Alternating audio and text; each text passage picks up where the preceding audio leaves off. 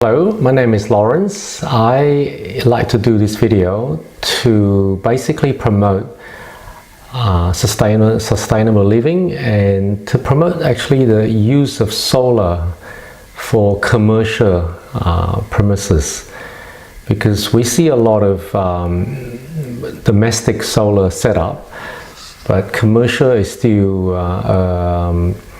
it's not as common. It actually makes a lot of sense to go commercial solar because it's not only good for to reduce our carbon footprint, but also it makes economic sense as well. I'll look at, in fact, when you look at the commercial solar setup, it actually is better than home for the following reasons. The first one, business don't get high discount that home enjoy with power consumption, even though we are a big power user. So if you look at, say for example, a home setup, you can get as high as 30% discount with some energy provider. But with a commercial setup, you don't get such a high discount. And also, a majority of our power usage actually happens when the sun is shining. So when you see, for example, in a domestic situation, our usage is mainly during the night time, when the sun has set. But in a commercial setup, we actually, for example, in our pharmacy, we open at 8:30 in the morning and we close at 7. So that's Monday to Friday, and then 9 to 5 on Saturday, and 10 to 4 on Sunday. We've now extended to 9 to 4. So during those time, you find that the sun is generally shining. And there's also, the other thing is, and then obviously when we go home, we turn the power off. When the sun's shut and when the sun is not shining, we're home. The third reason is there's tax benefit with the depreciation of the solar system. So, which means it comes off your gross income. You actually can save tax by installing this equipment. The other thing is the GST for the initial purchase can be claimed back, saving at least 1/11 of the cost. It's actually more than 1/11 of the cost. For example, for my last installation of $23,016.30, we had a GST of $2,956.39, and that is actually 12.84% of the purchase price. And the reason is because the solar panel GST is calculated on the original figure before the STC discount.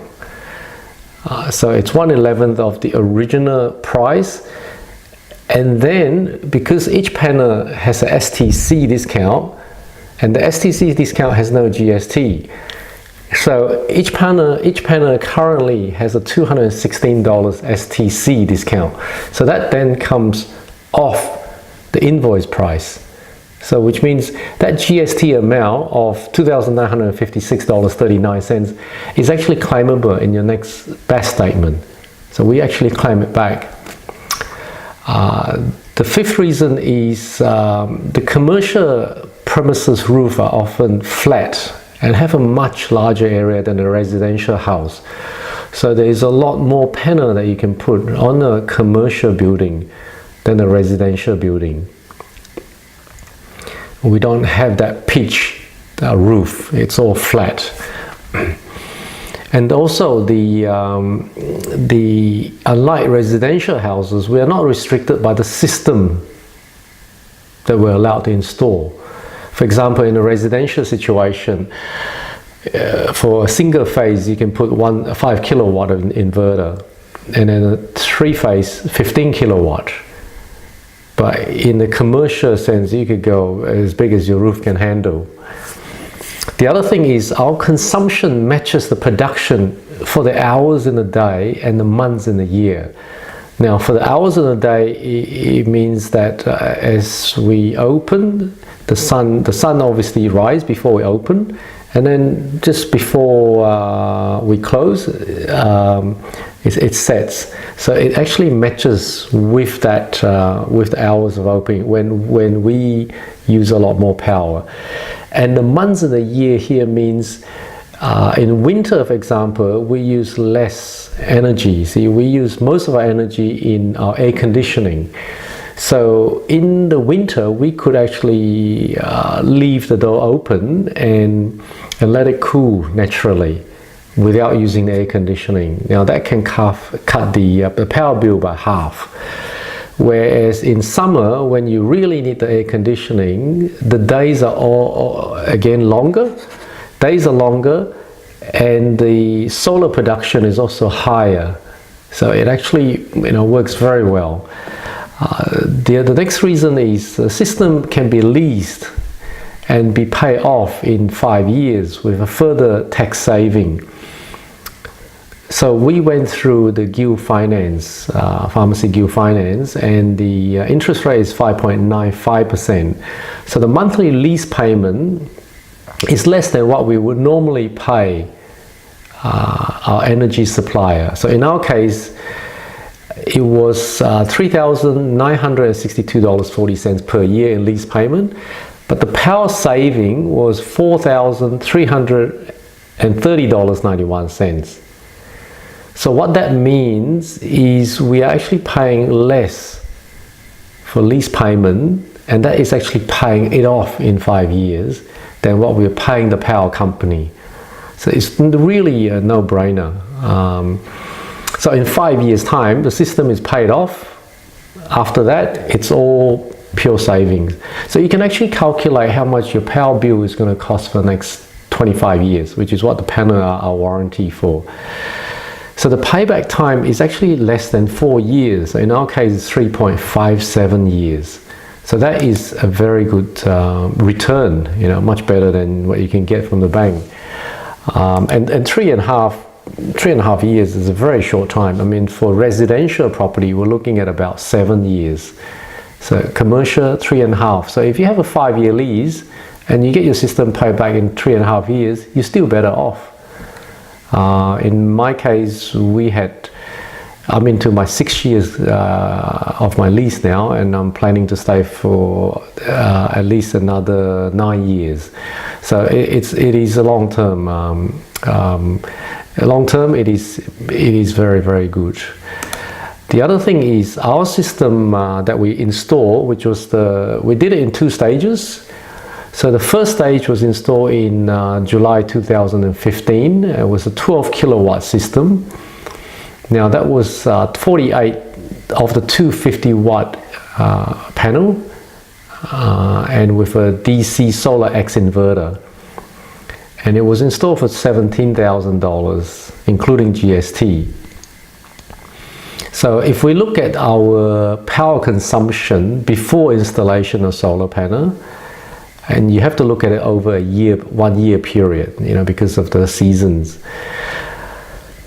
15 of May 2014 to 19 of May 2015. This is pre-solar, 370 days, and we used 37,763 kilowatt, which costs us $8,864.54 pre-GST per annum. So that is for the whole year. After the solar installation, so this is from the 24th of April 2016 to the 15th of April 2017. This is after the 12 kilowatt of solar installation. We use 18,954 kilowatt and export 4,830. So that is basically what that cost was $4,533.63 pre-GST. So obviously we got paid for what we export. So there's a saving of $4,330.91, and this is a 28% 8.02 return on investment, or ROI, per annum on the initial purchase price of $15,454.54. So obviously this is pre-GST, because you can claim the GST back, or a payback time of 3.56 years. So the plan that we're looking at is obviously Origin Business Saver with 24.79 cents per kilowatt usage and 7 cents for export. Now this is based on today prices. So obviously that payback time is actually less, because what happened is every year the power bill, per kilowatt goes up. So which makes the saving bigger and bigger. But in our system, once we pay it off, the rest is all that is pure saving. So the first thing that we did was about 4 years ago, we contacted REA Solar, and the first thing they actually did before they even put panel is they actually put a monitoring device on our switchboard, which then because in a commercial situation you've got 3 actives coming into the premises, so it puts 3 CT clamp on phase 1, phase 2 and phase 3. So as you can see on this chart, after this is the reading that we got, they monitor it for a number of weeks to see what our consumption is and how big a system we actually need. Obviously you don't want to go too big, because you're not going to get much for your export, and if you don't have enough, then you're not going to have enough to cover your daily needs. So it's about working out what the optimum level is. So what happened then was we found that after hours, when the shop shut, phase 1 is pulling 369 watt, phase 2 is 268, phase 3 is 235 watt. So that is actually producing 872 watt, so less than a kilowatt. Less than a kilowatt when the shop is not open. Then we go to the next slide. This is where we have the shop running, but with no aircon going. So this is pulling at 4.14 kilowatt. 4.14 kilowatt, and when the aircon is running, it goes up to 11.77 kilowatt. So that's a big jump. So, and most shopping center, when they install the aircon, they just put the cheapest aircon. It's often not the most efficient one. So the aircon production goes straight up, and then it's either on or off. It doesn't actually slow down as temperature cools down. So if you have to install a ducted aircon system, install one that has something like Daikin, that has an inverter system where the compressor speed actually slow down as the temperature is reached.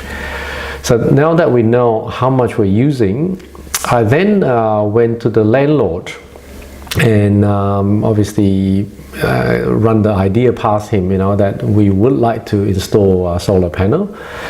And obviously we gave them the company, the quotes.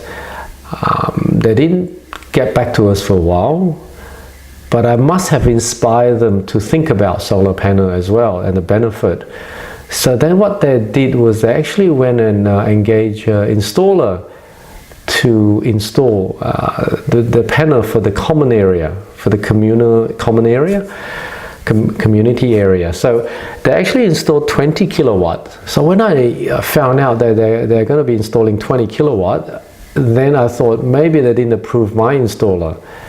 So then I went and spoke to their installer and said, can you give me 12 kilowatt, which is what I need.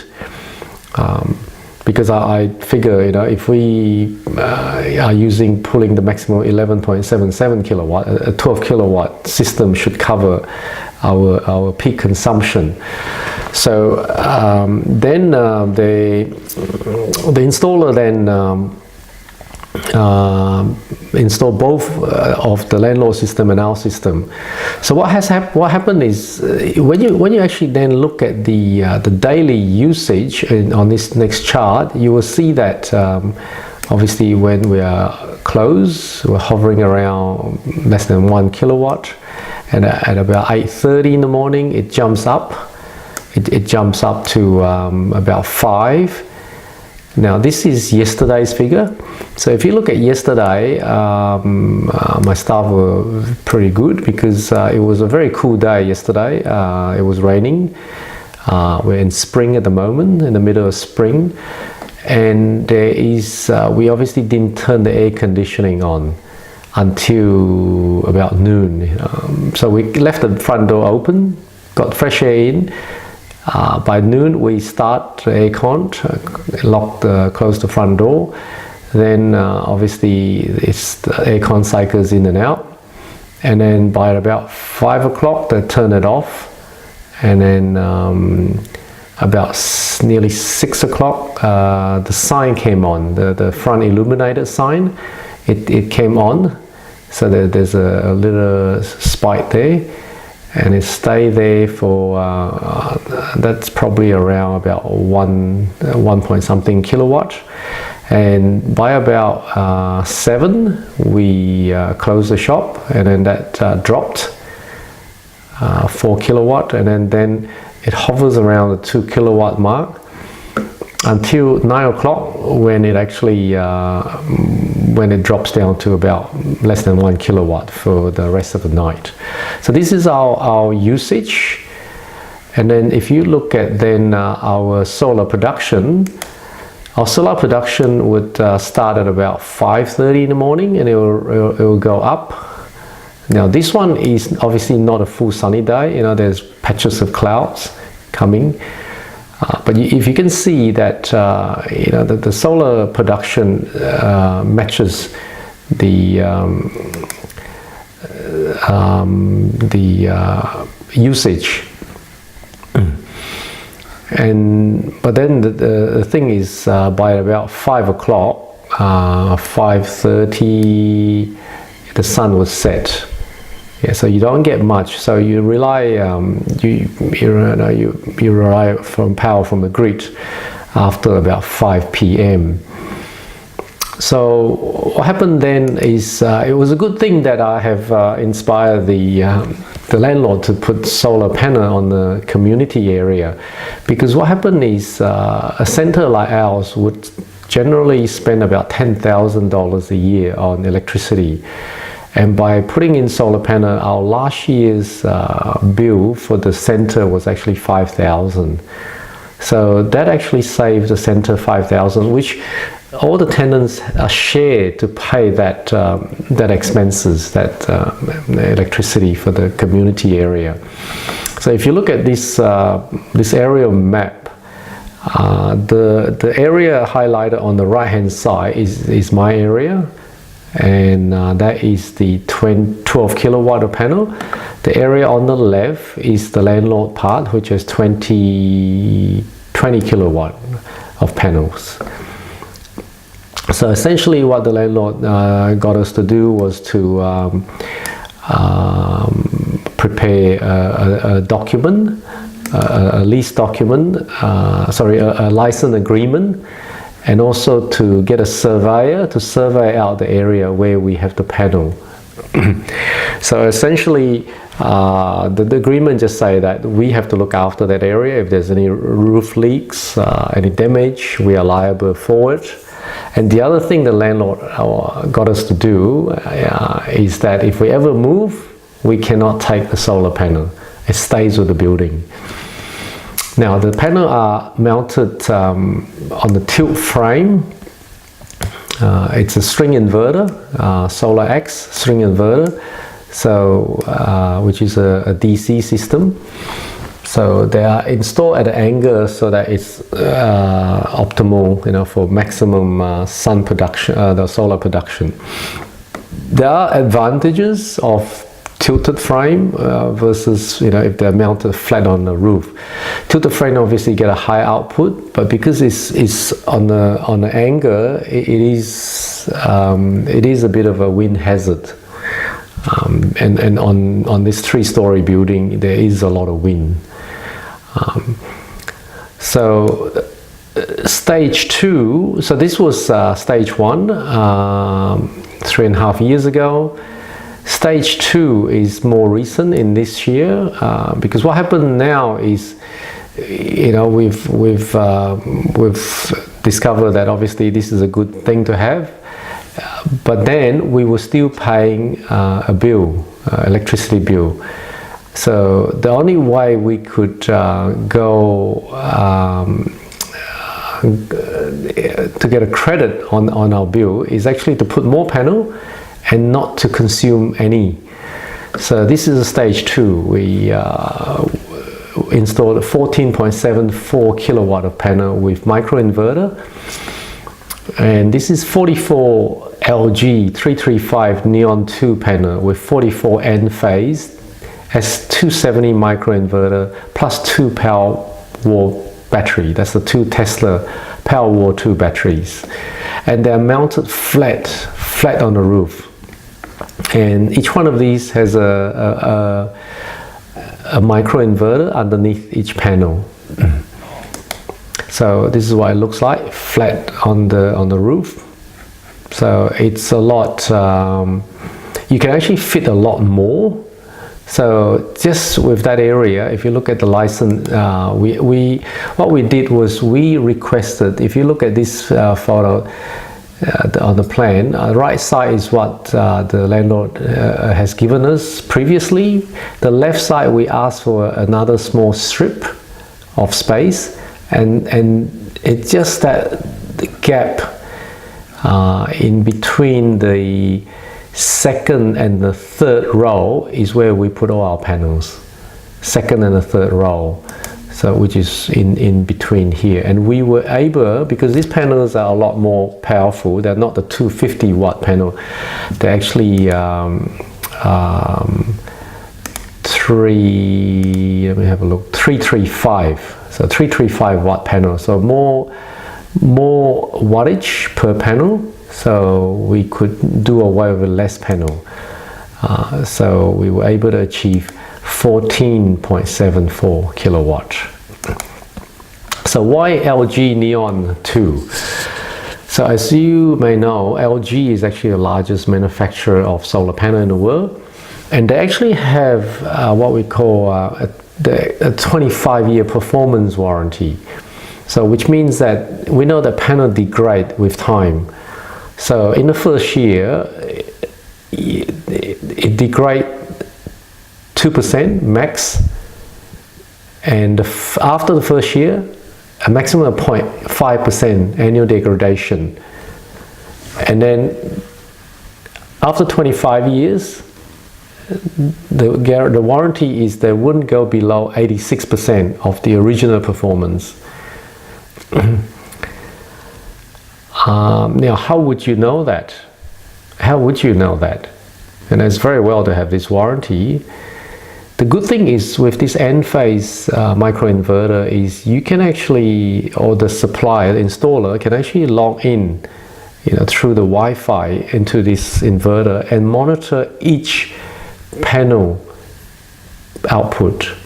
So if panel number 23 has degraded so much, you can just swap that over, under warranty. The other thing about LG Neon 2 is it has good temperature coefficient. So what happened is when the temperature increase, because all these are tested, normally solar panel standard are tested at 225 degrees Celsius. So, but solar panel in the sun being black, it can get up to 40-50 degrees Celsius. So every degree over 25, the efficiency drops. And the LG Neon 2 panel has a very good temperature coefficient, so which means it still doesn't degrade that much compared to a lot of other panels. So you can actually check the data sheet of each type of panel and see which one is better. So it's not about going for the cheapest panel. You need to go for good quality panel, because the solar panel lasts a long time on your roof. Yeah, and you want a company that is what I call a tier 1 company, a company that is that do a lot of panel and has been around a long time, and it's going to be around long enough for your 25-year warranty.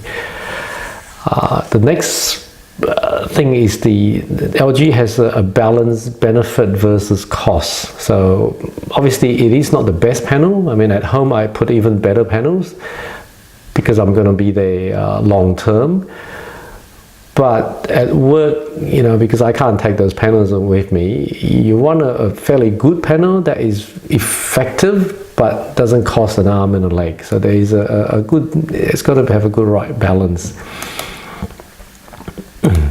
So the other thing is, why microinverter? AC, what I call AC system, rather than a string inverter system. So the traditional solar system is all connected to a one single inverter, because the solar panel produces electricity DC, and the inverter then converts it to AC and sends it back to the grid. So there's like one single inverter. But with the DC system, you've got a high voltage DC current coming to the inverter.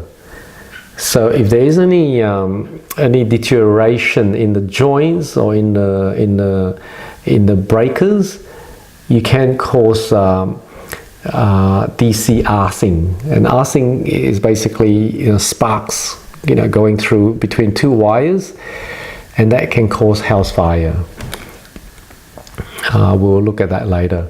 It also better perform during cloudy or rainy days, and the performance of each panel are independent. So we actually have first-hand experience of what arcing look like, because this is the community panel. When REA Solar came and installed our system this year, they found out that one of the inverter actually was off, and the panel upstairs, the connectors between the two cables actually snapped off, and it actually caused a burn mark at the back of the panel. Now, if these would happen in a timber house, or in a normal house with a timber frame, it would have caused a fire. And the problem is with this sort of fire is your smoke alarm won't even pick it up until it's too late. The whole roof is collapsing into you. So that's why, even though solar panel is very good, I don't want to be recommending panel that is going to cause future fires. And with commercial or residential property, especially commercial property, if there's a fire, this is a big disruption to the business, not just our business, but the whole center. And that will put a lot of people, out of work for a long period of time until the whole place is rebuilt. So it's a big inconvenience, I would rather spend a little bit more and get better quality system. So our original system 3.5 years ago was a DC system. The recent installation was AC system. Now, because we have two systems side by side, I was able to do a comparison. So this is on the 6th of October. This is a cloudy day. As you can see on this chart, it wasn't a sunny day at all. There's cloud, there's rain, but our DC system produced 23.606 kilowatt, which is the chart on the left side. The chart on the right side is the app for Tesla, which combines both AC and DC. So as you can see, it generated 56.4 kilowatt. So which means our AC system produce 33.34 kilowatt. 56.4 minus 23.06. Now, if you then divide, because one is a 12 kilowatt system, the other one is a 14.7 kilowatt system. If you divide that amount of kilowatt production by the number of kilowatt panel, you will see that there is a 17.7 increase in production of the AC compared to DC. So what that means is the AC microinverter system is more effective on cloudy and rainy day, and it is actually during those times that you really need the most production out of your panel, because if you don't produce enough in those times, you'll be drawing from the grid. So that's the time that you need it to work most. So that's why the AC system is such a good system. The other thing is, when you look at the AC module system, because they all have a microinverter, they work independently to each other. So in the traditional string system, which is the picture on the left side, if there is cloud shading on one of the panel, or one of the panel could be dirty or damaged or cracked, and if the production goes down to 50%, that whole string of panels, which are all wired up in series, all gets down to 50% production. Whereas the AC system, because they're all independent with their own individual microinverter, if one gets down to 50, the rest are still going fine. And you can actually have it all facing different direction. You know, it doesn't have to be all facing in the same direction. It can be facing east, west, and north.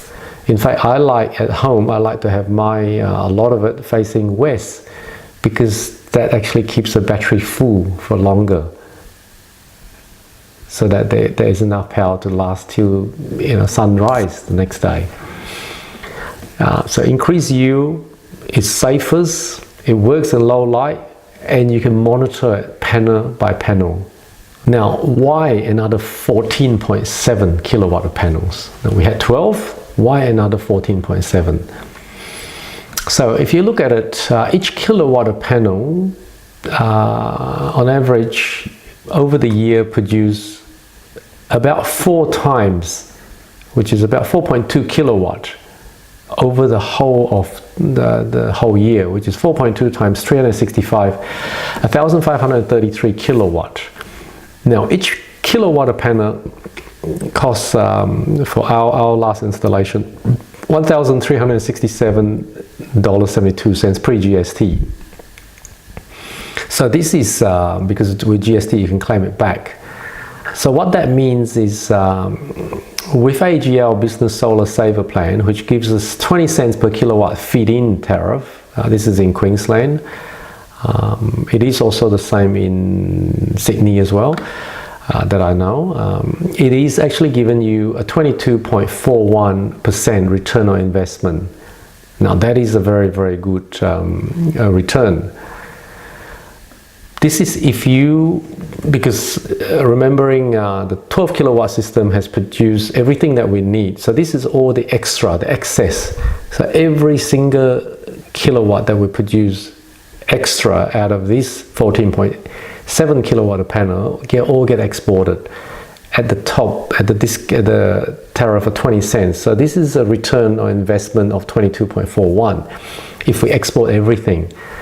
Now, obviously, there are times that we may actually start using those production, especially when it's rainy day, cloudy days, or when the weather is not that good. So what that means is, because our normal usage charge is 27.8 cents per kilowatt ex GST. If we're using our production for our own consumption, that will give us 31.16 return on investment. So at the minimum, we're getting 22.41, maximum 31.16. So obviously, putting more panel than what is required makes a lot of sense. And this is where why we put a lot more panel. Now, why Go batteries and why Tesla battery in particular? Now, there's a couple of reasons. During a blackout, our vaccine is not damaged. In the Redlands, because we have a lot of trees in this area, every time we have a blackout, a big thunderstorm, we often get blackout. We get at least once a year blackout. And the longest I had was about nearly 24 hours. And it was lucky that it happened during a public holiday. Also, the ability to go off-grid and get paid by the energy provider every month, because we're not buying much from the grid anymore. We are actually selling a lot more than what we're buying. The other thing also is the Tesla battery. Why Tesla? I have actually looked at many types of battery, from the LG Chem to the Sonnet batteries. The problem with a lot of those batteries are they're a bit smaller, and also the discharge rate is not as high. See, you want, if your discharge rate is only 2 kilowatt, turn the kettle on, it's not going to handle it during a time of blackout. So the Tesla Powerwall discharge at a maximum of 5 kilowatt, and it charges at 5 kilowatt. And you can stack them to a maximum of 3 battery. So which means you can get, we installed 2, so we can get a maximum discharge rate of 10 kilowatt. So Tesla battery has good thermal management. So it's liquid cool. It's got a good fan and cooling system. See, the problem with battery is heat. Heat actually deteriorate the battery life. So that's why the Tesla battery is exceptional when it comes to the thermal management. It has over-air update because each Powerwall has a SIM card. There's actually a gateway. It's actually in the gateway, which is like the brain of the battery. So it's a very highly computerized battery.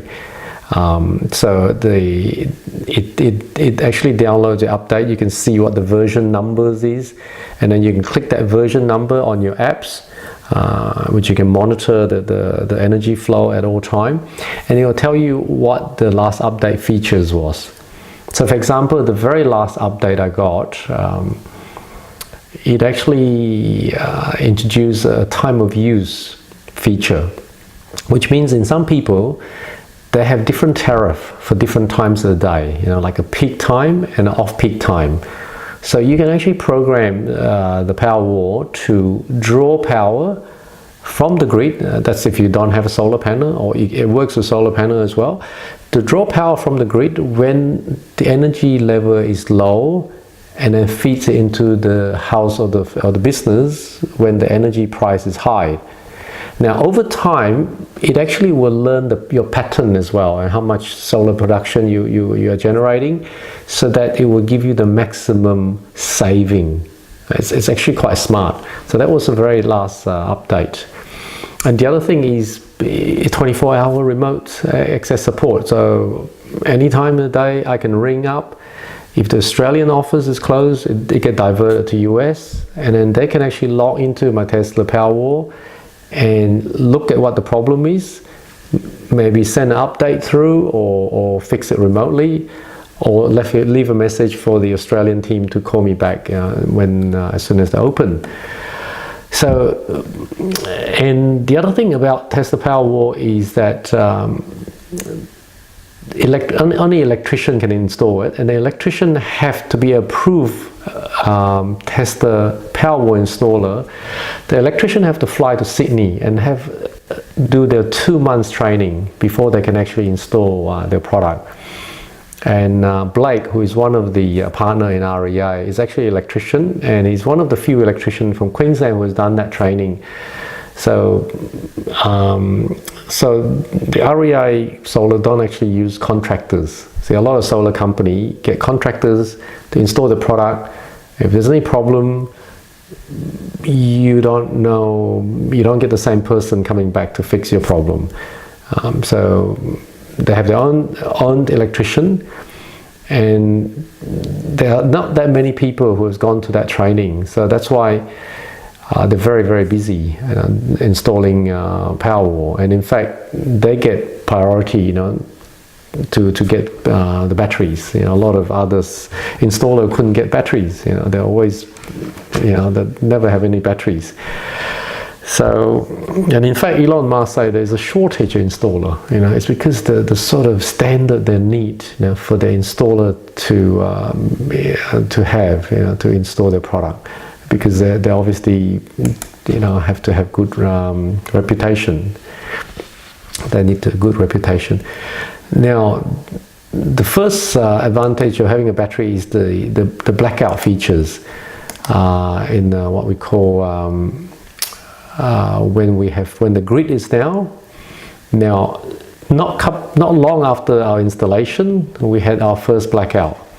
And if you look at the app here on the left side, you can see that on the 9th of September, there's 1 hour and 26 minutes. It actually logged all the backup power event. So that is how long the power went out for. At about 5 a.m. in the morning. So most people wouldn't even know about these. It's quite early in the morning. So the second, the middle slide here is what happened. There's no power from the grid. The Powerwall is supplying 0.5 kilowatt to the shop, and the capacity in the Powerwall is 6%.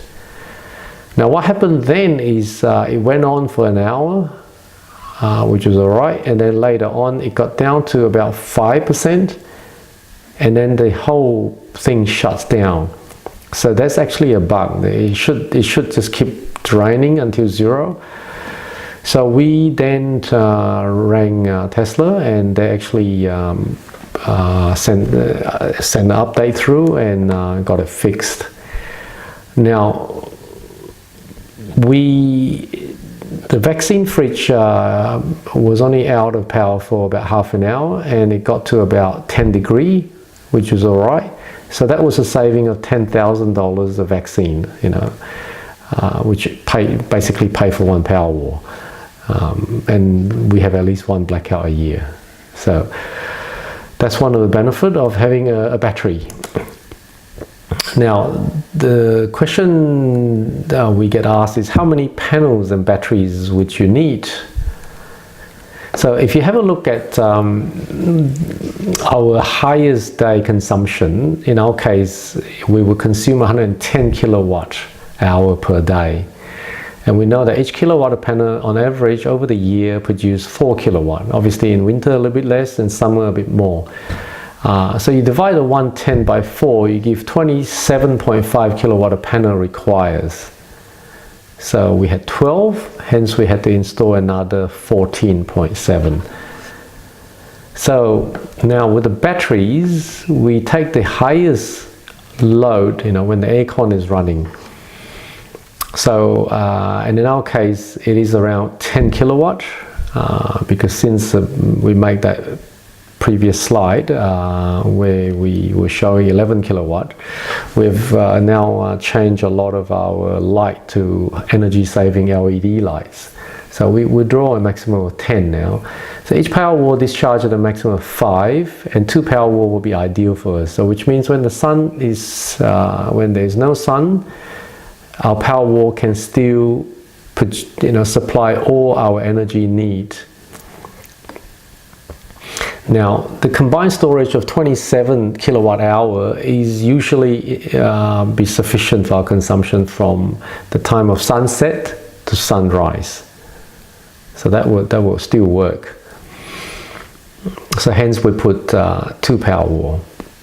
Now the other interesting thing is Now, because of our shop use three-phase power, so this is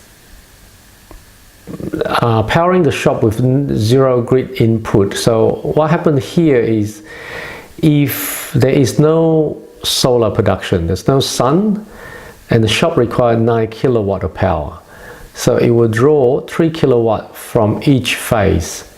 See, this is different from a lot of residential property. A residential property often only single phase. So single phase is three wires: active, a neutral, and an earth.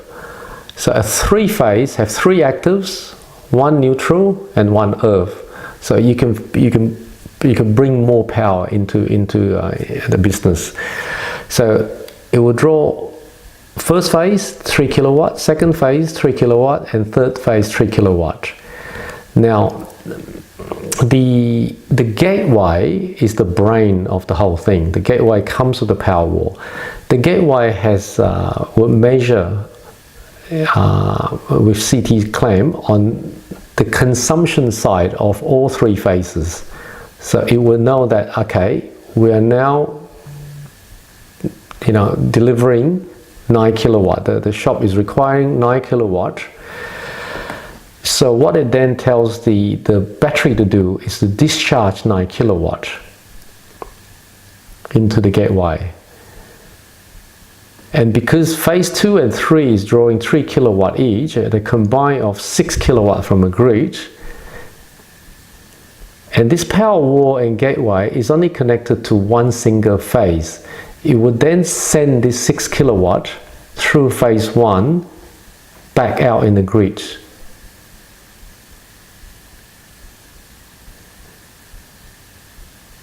So it sends 6 kilowatt back out on phase 1, and it draws a combined of 6 kilowatt from phase 2 and 3. And because our meter measured by net metering, the +6 and -6 cancel out. So the meter actually doesn't tick, even though we're sending power and drawing power at the same time. So this is different from sending power like from your solar panel, where you get very low feed-in tariff, and then buying it at a higher feed-in, higher tariff. This is a different thing altogether. This goes out on the consumption side. Yeah. So I have checked that as well, because we had our aircon running, and then I go down and check the meter. After a couple of hours later, you go down and check it again, nothing happens. It's still staying the same. So we're not drawing anything from a grid. And this is, how amazing this gateway and power wall can work together. Now, what happened when there is solar production? Now, because we've got 2 solar systems, there's AC and DC system. If each one of them is producing 10 kilowatt, and the shop require 9 kilowatt, it will still draw 3 from each phase. But the gateway will see that, okay, we're now producing 20 coming in, and the shop needs 9. It would then charge the battery. So this is when the battery is not full. It would charge at a maximum of 10 kilowatt, because each battery would take in 5. So it would charge at 10, and it would then send these 3 to the phase 1 into the shop, and then it will export 7 out on phase 1. But phase 2 and 3 is drawing 6 kilowatt combined from the grid. So there's a net 1 kilowatt going out to the grid. Now what happened then is, if the battery is full, so when the battery is full, the 2 solar system produce 20 going in the gateway. The shop still needs 9. It takes 3 from each phase. So what then happened is, out of the 20 kilowatt from the sun, 3 of it will go in through phase 1. And then because the gateway knows that the whole shop is using 9, it would then send it will send 17 out into the grid.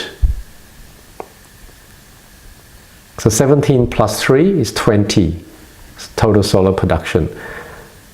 So it's 17 kilowatt on phase 1 going to a grid and 6 kilowatt coming in on phase 2 and 3. So there's a net output to the grid at 11 kilowatt. And this is where you get paid at 20 cents a kilowatt. This is when the battery is full.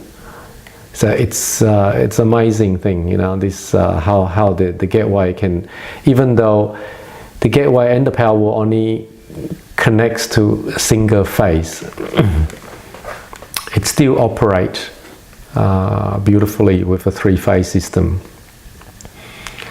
So a lot of us might ask, what is the return on investment with the extra panel and batteries?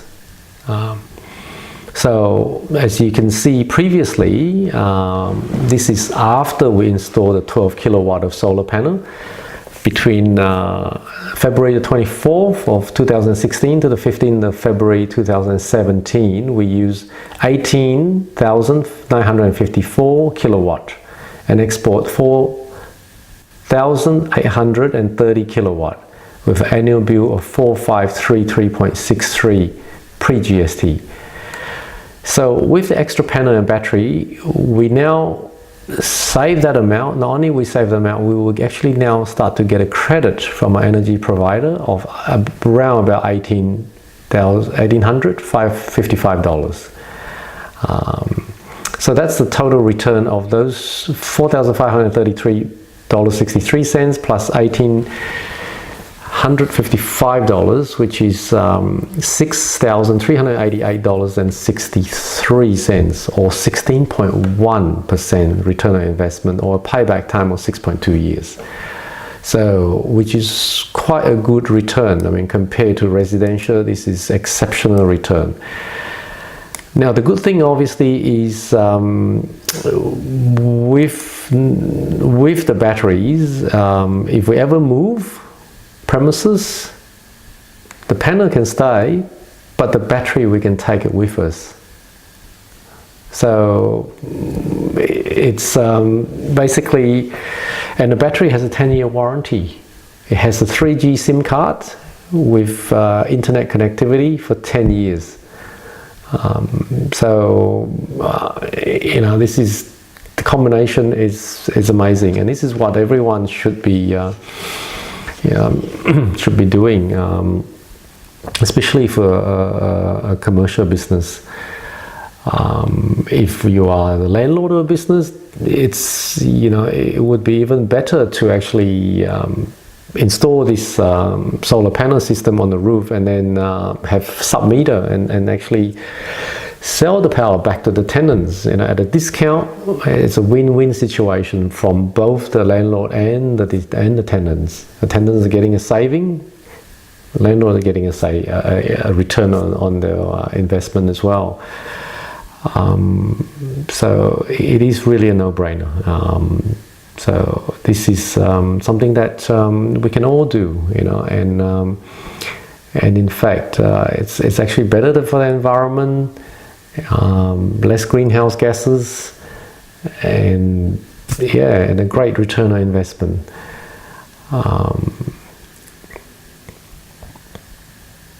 Thank you very much.